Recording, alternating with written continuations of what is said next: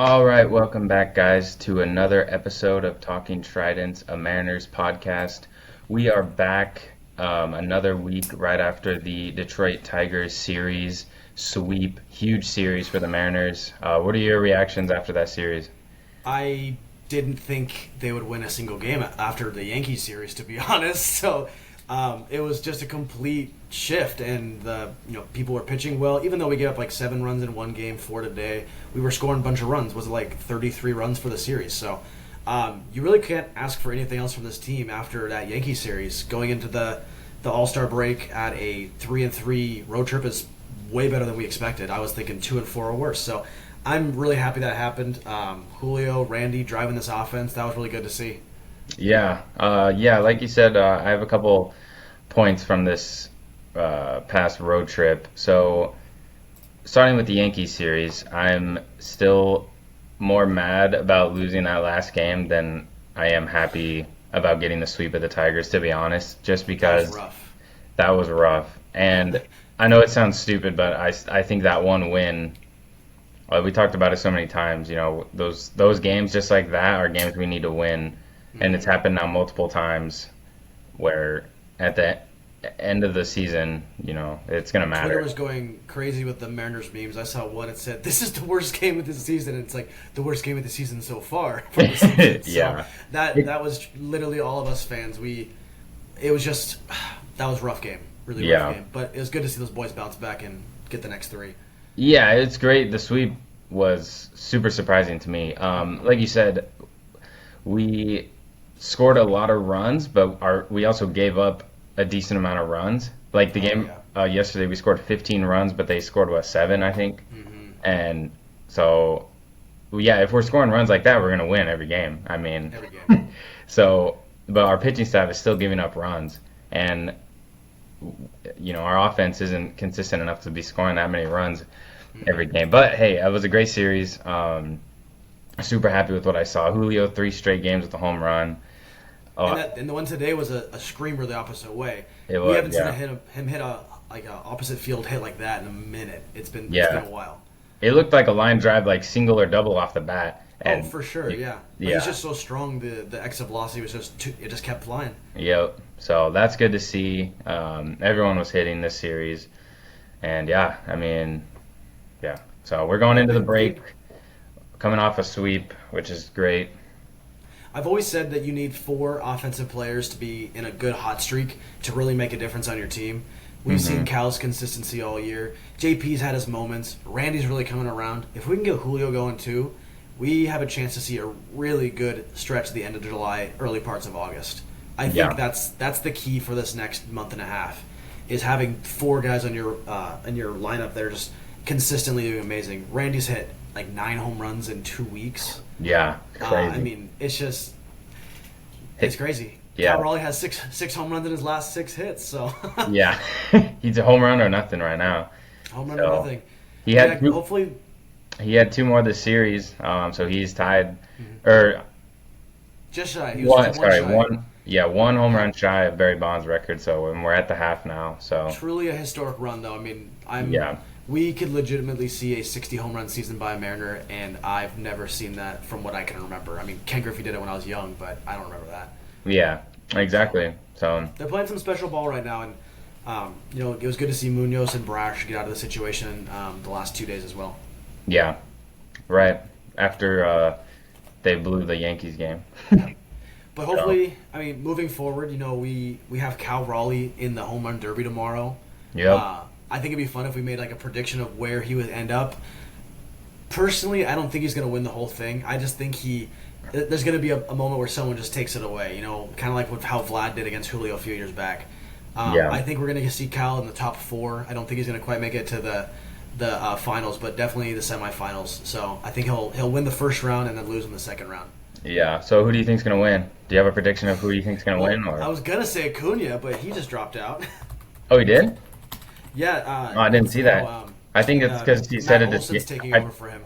yeah, because he's headed to Seattle. I think so. That's why. Yeah, so we got Byron Buxton, Brett Rooker, I didn't think he caught that guy that. from the Rays, Camillero, Jazz Chisholm, Yeah. Matt Olson, Cal Raleigh, O'Neill, and Wood. So, James Wood, yeah. yeah, I think James Wood or O'Neal are going to be one of the two guys that take out Cal. I don't exactly know what the roster, the tournament roster looks like and who Cal's going to see. But if they're doing it, by kind of the opposite, so 8 seed against 1, 2 against 7, it looks like he's going to go against Junior Camillero. So I think he'll win that round. He can be there. And then let's say then James Wood, he'd probably go against the semifinals, and I think that's who's going to take it away from him. So that's my prediction. What do you think's going to happen? I can see that, but I also think Cal is having a historic season out of nowhere, and I think he's going to win the Home Run Derby. That's my prediction. That'd be amazing. I think he's just going to add to his crazy season, and I think coming out of the All-Star break, he's going to be, because of that, he's going to be even more hyped for the second half of the season. And he's at a point where we could see he could break the home run record. So by the end of the season. So we'll see. But hey, on other All-Star news, we haven't had a chance to really talk about it. So Julio dropped out of the All-Star game, and Randy Arozarena filled his spot, which is cool. Replace a Mariner with a Mariner. Yeah, that was the best case scenario, honestly. Yeah, and I know you were saying you thought Randy would make it over Julio anyway in the first place. So I remember saying on the last episode, I think Randy was more deserving of it, and he's kind of shown that these last couple of games, getting up to 17 home runs, and I think 17 stolen bases now. So very close to another 2020 season, but I think Randy just deserved it better because he's been more consistent, and his on-base percentage is so much higher than Julio's. Mm-hmm. He's not playing nearly as good as a defense, which is, I think, again, we talked about all Julio's value is defense right now. Mm-hmm. But it was, like you said, really cool to see Randy be the replacement for that. And what do you think of Julio pulling out of the All-Star game? I mean, that's a tough choice. A 24-year-old made a mature decision. That's something a 30-something-year-old player looks like they would do. But what do you think about that? Well, it was surprising. I mean, ever since he dropped out, he's had 3 home runs now. So, hey. But I'm kind of disappointed, to be honest. I understand the decision, and I understand probably for the the long term of the season, it's the right move if you feel like you want the rest or you want the time off. I would probably feel the same way if I was in that position. But as the fan in me and Julio lover that I am, I was disappointed, to be honest. I would have rather seen him play in the game and just see him there. Plus him being like the superstar that he is, I think being there is cool, but hey. No, that's definitely a tough call, and before this series he was having a really difficult time at the plate, batting under 180 his last 7 games, really not he couldn't read. He was still swinging all the away sliders these last 3 games. Guess what? He laid off a few. Right. So there's something in there that's starting to twitch and it's starting to turn, and we've seen it every year from Julio so far. So I think even though this is such a tough call, he made the call purely for a postseason run, and he wants to get himself right mentally to get there. So I genuinely respect his decision, and like you, I think it would have been cool to see him in the All-Star game. He probably wouldn't have been starting center fielder, but he would definitely have been, in a conversation. So like the 3rd and 4th inning or something like that. But it is what it is. At the end of the day, I mean, what's important is the regular season. I mean, All-Star game is just get into the postseason. It's just a publicity and like a popularity thing. I mean, it's not really it doesn't really matter. So it's we saw a lot of talk from the Phillies in regard to the recent Brewer who's pitched 24 innings. Yeah, I saw that, and he made it when who dropped out? Miskowitz or something like that. Yeah, it was Trey Turner and Nick Castellanos that were. Yeah, Trey Turner was pissed. Dude, he was Well, I agree. That's stupid. I mean, how? Yeah. I mean, last year Paul Skeens started, but Paul Skeens, I think, was the initial made to this decision today. Yeah, but he deserved it. I mean, he had been already in the league, so I don't know. But anyway, so it's fine. Whatever. I'll get over it. But it's just cool to I guess what I was trying to say is I wanted Julio there to represent the Mariners, But Randy's there, so whatever. Plus, Julio could have helped Cal, give him some advice for the Home Run Derby. But hey, seriously, whatever. So we also have some news today. The Mariners had the number 3 pick in the draft, and they went with Kade Anderson from LSU over Ethan Holiday. Yeah. We've seen this in the past where Mariners skip off of a really amazing hitter, such as Mike Trout, long time ago, as well as missing out on some other guys throughout the years. But I really like the pick. Yeah. I think there's already been a lot of articles out about it. One article was crazy. It said the Mariners found their Logan Gilbert replacement for the next few years. And I'm like, I would like to keep Logan, but that's a little presumptuous that he's going to be that good. Yeah. But it's I think it's the right call. I mean, Mariners have a really bat-heavy top 10 prospects. You got Ryan Sloan that's in the top 10.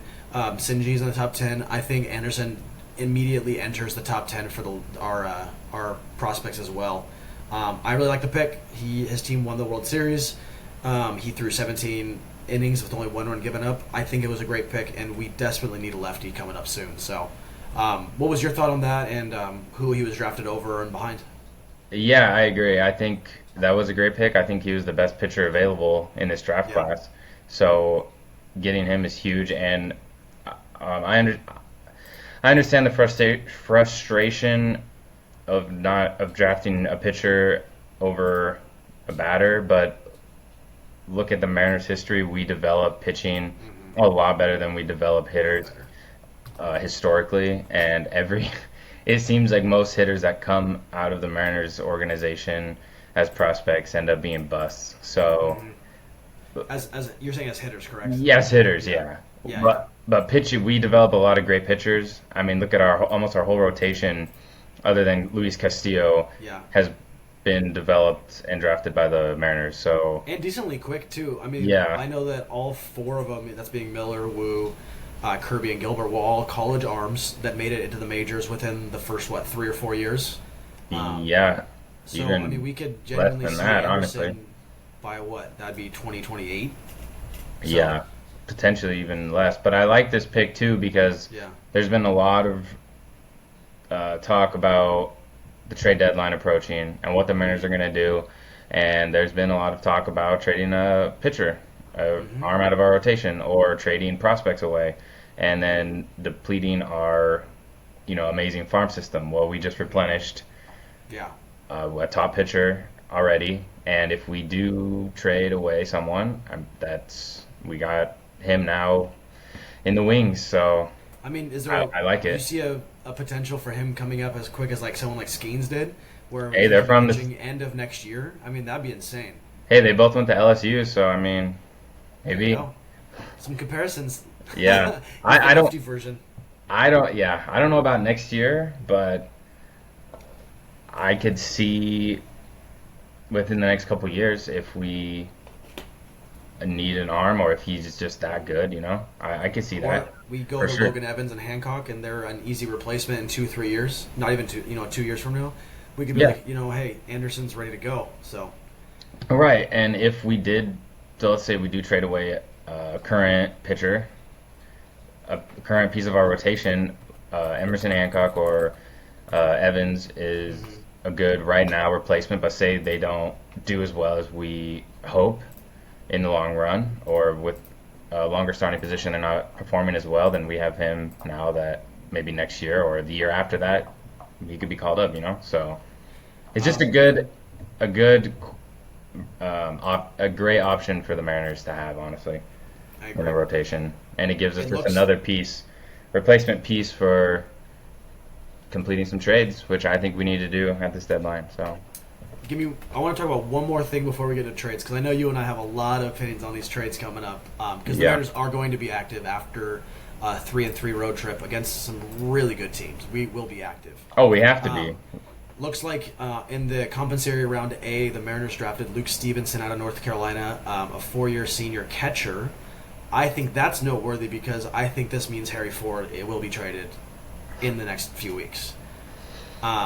Mariners don't really have a spot for Harry Ford right now. They can No. supplement, backup catcher the next few years until this next guy is ready. Yeah. Go get someone like Tom Murphy, just someone who could play once a week, Boy. gives Cal a break. I Yeah. mean, like legitimately though, your backup catcher when you have Cal Raleigh does not need to be someone who is No. going to be in the lineup every day. You're so right. with that pick, I think that's a really good. It opens a lot of resources, and there's some teams out there who really could use a catcher who's ready to call up to the major league level immediately. Yeah, So- we just saw Harry Ford in the Futures game yesterday. He's I believe he struck out in his only at bat. He did, yeah, I saw. Yeah. But hey, he's still there. Exactly. He's ready. I think he's ready. I think so too. And we're obviously not in a position to call up a top prospect catcher right now. So I like that because drafting a catcher, he's still a few years away, most likely, from being ready at the MLB level. And at that time, who knows where the Mariners stand in terms of Cal Raleigh or needing, what we'll need at that point. Who's So, next? Yeah. yeah. And then the final pick in the second round that just happened was Nick Decker, a high school shortstop. I think it's also noteworthy because Colt Emerson was a high school shortstop just a few years ago. Cole Young was drafted out of high school.